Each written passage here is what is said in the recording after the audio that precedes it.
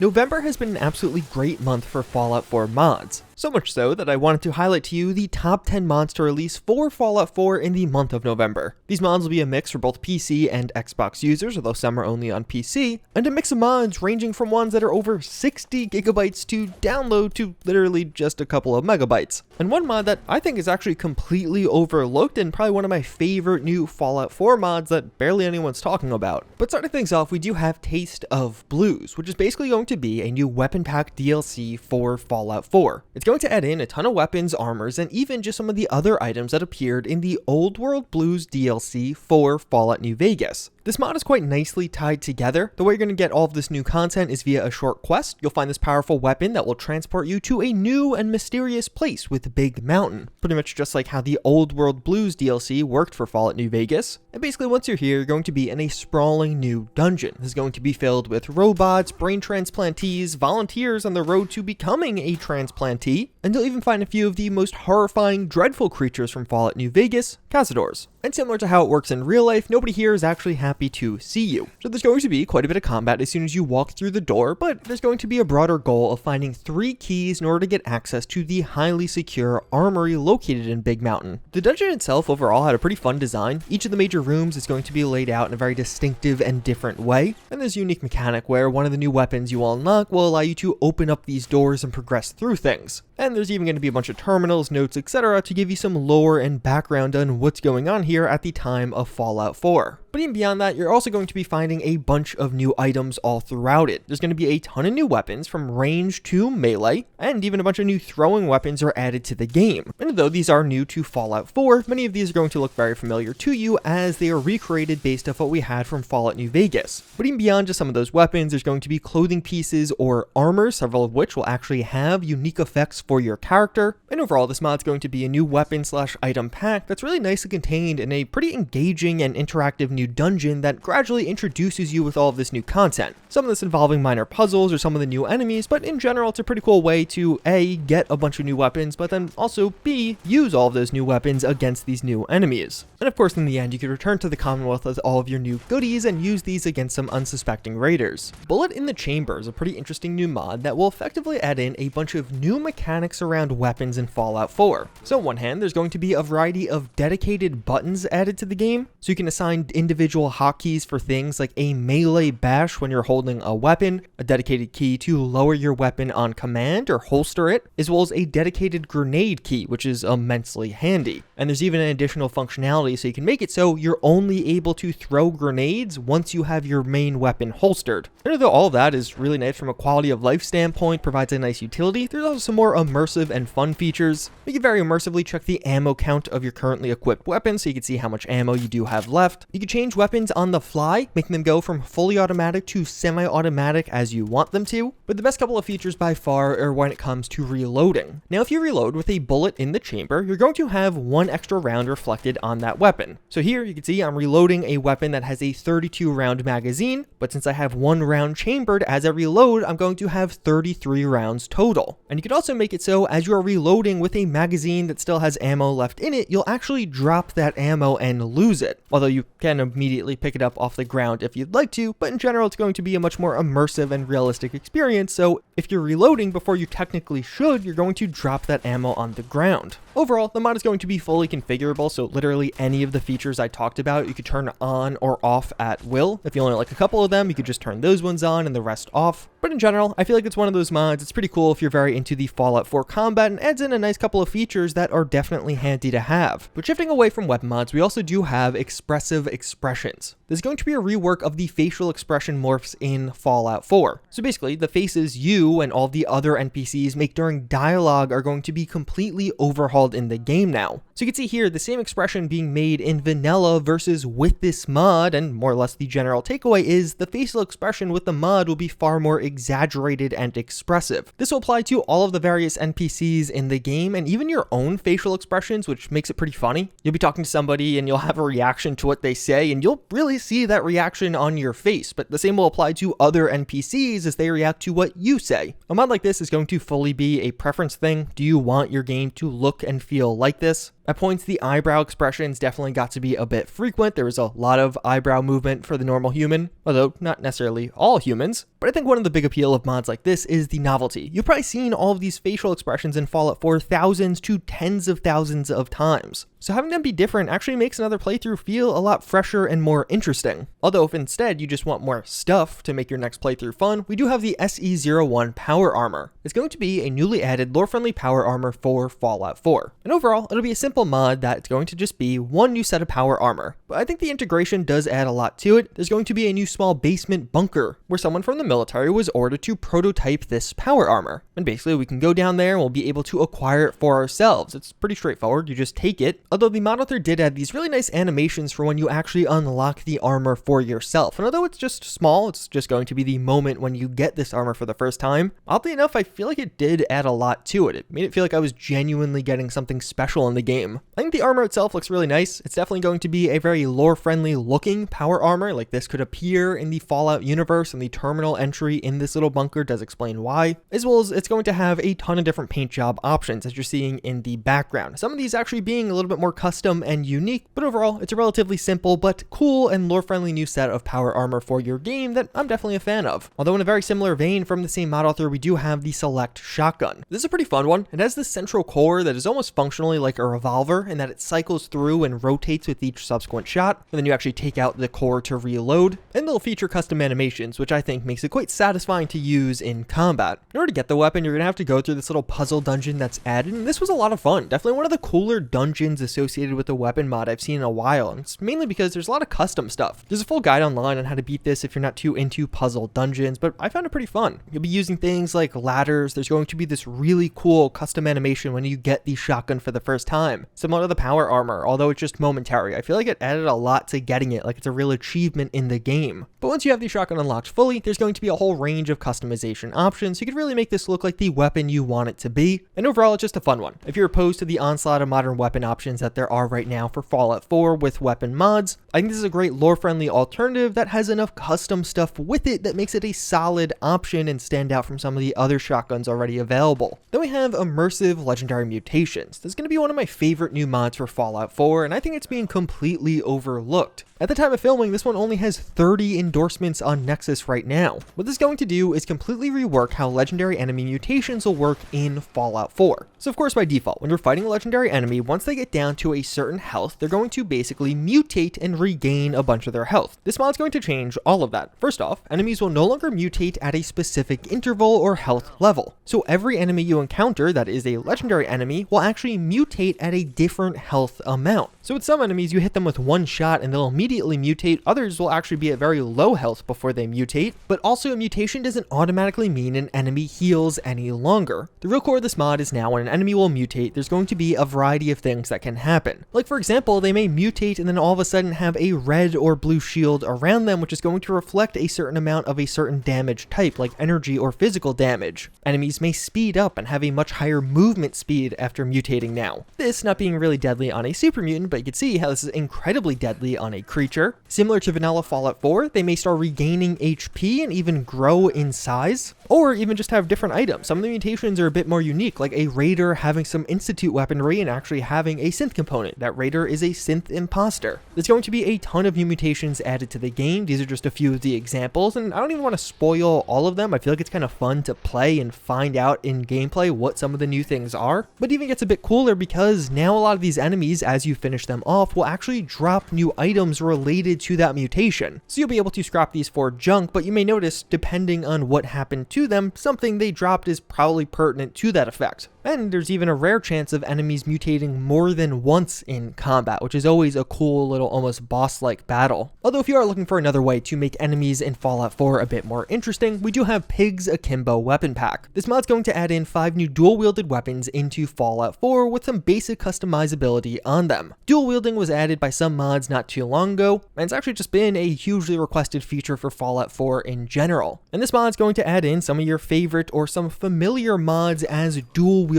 options. It's pretty simple overall, it's just a bunch of dual-wielded pistols, but it's also really fun, and it's integrated into the level list, so you'll oftentimes find other enemies using these weapons against you, which is just even more fun. And these weapons, in particular in the early game, could actually be pretty powerful, because you do have the opportunity to deal a lot more damage, or even double your DPS potentially, definitely making pistols more viable, as well as all of these different options as far as the dual-wielded weapons are just in general pretty cool. Then we have a couple of mods to overhaul the Commonwealth, and these may actually seem a bit familiar to some of you. Project Apocalyptic Commonwealth has long been one of my favorite environmental enhancement mods for Fallout 4. It'll add in a variety of new details and set pieces to Fallout 4 to make it look like things actually happened here, like military installations that are long forgotten and now overgrown, or maybe even just some additional destruction or character as raiders have traversed through an area. As of right now, this mod's really just going to apply to some of the starting areas of the game, but an updated version is not only available on Discord, but more locations are being added. This was one of the victims of the mod purge from Nexus last year, but has since returned and still a great download, even though it does impact only a small part of the Commonwealth. Another great download is the Fallout HD Overhaul 2K. This comes from Luxor. He's had some of the definitive HD overhauls for Fallout 4 for a long time. His texture mods have really been some of the best options out there for years now. And more or less, the new HD Overhaul 2K is going to be a smaller and more performance-friendly version of his typical Fallout 4 HD overhaul, which he got properly last summer. This 2K version is going to be over 30 gigabytes smaller in download size and use less VRAM overall. So depending on your GPU, perhaps the other version wasn't all that ideal for you, but this one may be, and still makes Fallout 4 look a lot better. This is going to be a near comprehensive texture upgrade for Fallout 4. Almost all of the textures in the game will be different and look better. They still have that Fallout feel, it's not like things look too different, but definitely brings a nice modernization to the Commonwealth overall. If you're already using his other HD overhaul and you're not having any problems or you're very happy with it, then it's probably best to stick with that one. But if you did or do notice lag or performance issues with that other one, maybe trying this one would be a better alternative, although do be warned, it's still a 60 gigabyte download, so you'll be downloading quite a few files. But then let's also save your saves. Reportedly, a long-standing bug with Bethesda games is weapons not resetting with cells. So when an enemy dies, they drop their weapons on the ground, and eventually that cell will reset, so the body of the enemy will be removed, but the weapons unfortunately won't be removed when that cell resets, so they're just to basically have a bunch of weapons laying on the ground forever unless you pick them up. And over time, as you play through Fallout 4, have a bunch of weapons laying on the ground all over, this will actually add quite a bit to save bloat, making your save file sizes much larger, which can lead to all kinds of other problems like long load times. Well, weapon drop stop will change that. What it's going to do is make it so NPCs will no longer drop their weapons on death, and instead it's going to remain lootable from their body. So they won't actually drop on the ground, but you can still pick up their weapons just by looting them, typically. It's a relatively simple mod, but in general, this could actually be a very positive change, especially at the start of a new playthrough. But overall, yeah, those are the top 10 mods to come to Fallout 4 in November of 2022. If you are interested in Fallout 4 mods, I have another big video coming on the subject. Not only am I going to be showing you the top 10 mods for Fallout 4 for 2022 overall, but even further, later this month, I also want to highlight some of the best mod lists available right now. There's some pretty crazy stuff going on now that mod packs or mod lists are officially available for Fallout 4, and I think for a lot of you, you should actually consider some of the options because they are really freaking cool. With that said, as always, again, I thank you all for watching. I hope you guys found this video informative or helpful, but until next time, I thank you all for watching again, and I hope to see you all later.